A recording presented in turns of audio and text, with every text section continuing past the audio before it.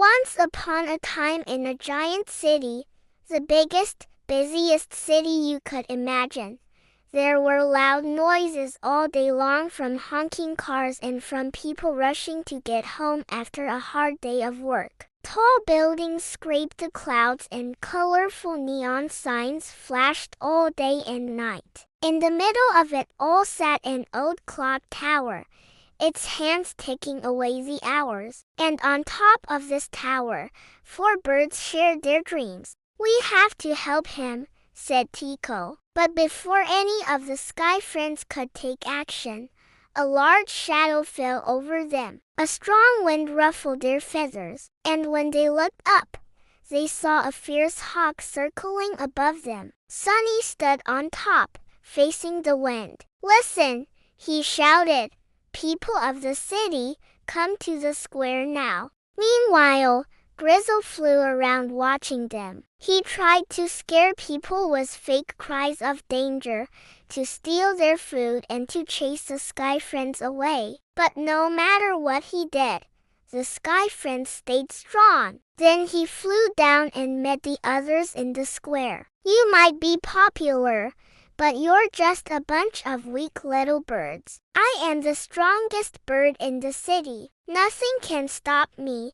As he prepared to attack, the Sky Friends arrived. "Why do you keep picking on us?" cried Lulu. "Because you're all I have to play with," admitted Grizzle, hanging his head. "And I just want to be part of your group.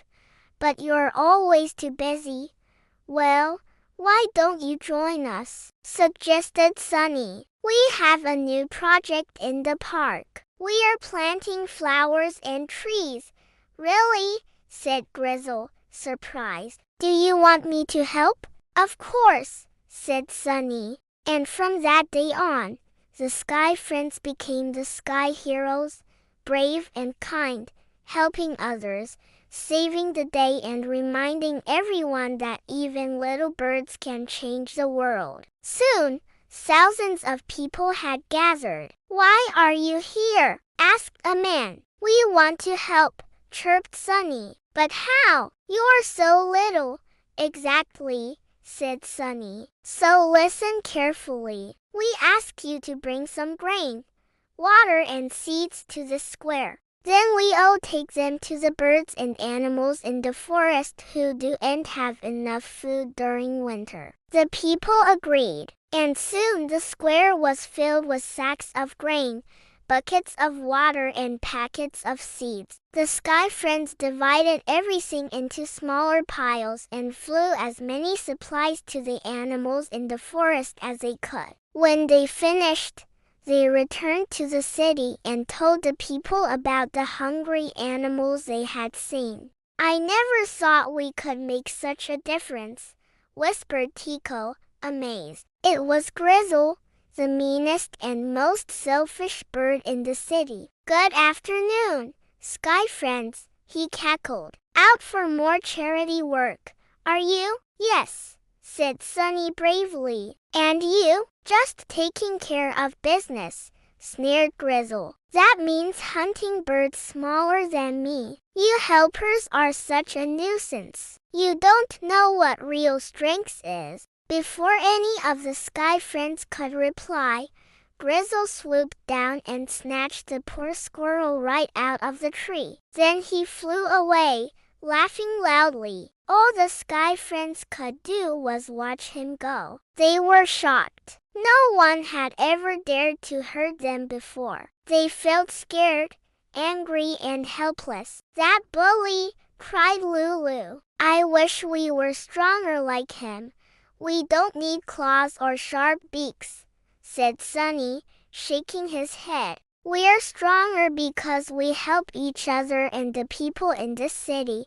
There was a yellow canary called Sunny, as bright and cheerful as the morning sun. They huddled together on the roof at night, trying to stay warm. The people in the city were also struggling. Many families couldn't afford enough food or warm clothes for everyone. Some days it snowed so much that the streets turned into thick, white carpets. and the birds saw people struggling to clear a path to their shops or homes. "We have to do something," said Tico, his voice trembling. "Those people look so sad." "I know," said Sunny. "But what can we do? It's too cold to fly and I'm too small to carry heavy loads." "Don't forget," said Rafa, "we're stronger when we work together." Sunny looked at his friends. He thought for a moment. Then he smiled. "I think I have an idea." Next to him sat a crow named Rafa, smart and quick-witted. They saw businessmen carrying briefcases, children holding hands, lovers walking under street lamps, and old friends meeting for tea. "Look!"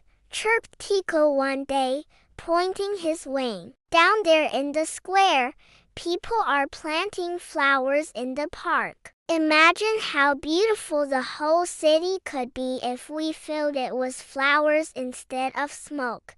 "You're right," said Sunny. "If we helped people make the city a better place, then we wouldn't want to leave."